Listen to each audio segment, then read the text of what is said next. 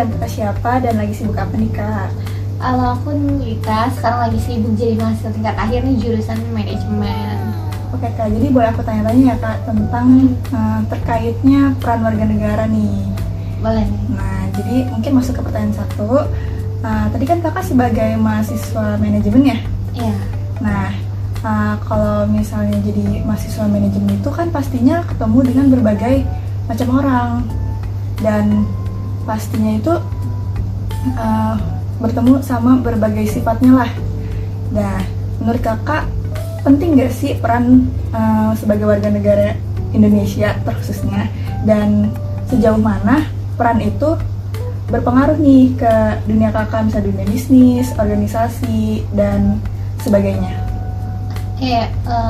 Pernah, karena aku ngerasa jadi warga negara itu bukan cuma soal KTP, tapi juga soal tanggung jawab. Misalnya di bidang bisnis kita nggak cuma cari untung aja, tapi juga harus jujur, adil, dan peduli sama orang sekitar.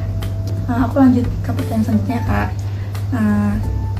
Menurut kakak pribadi nih, bagaimana cara terbaik kakak untuk menyeimbangkan antara menuntut hak dan melaksanakan kewajiban?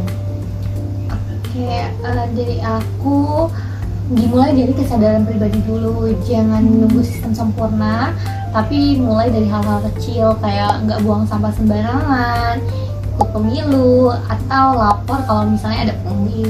Dari situ kita punya posisi moral buat untuk menuntut hak yang baik dan benar. Jadi intinya tuh semuanya harus berasal dari diri sendiri dulu ya kak? Betul. Oke kak, next question ya. Menurut kakak, kenapa ya banyak orang itu tuh masih lupa akan melaksanakan kewajibannya tapi untuk terus atas haknya?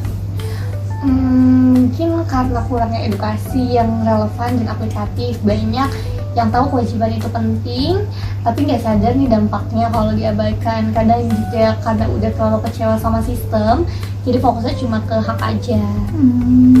Sekarang ke sesi closing statement nih.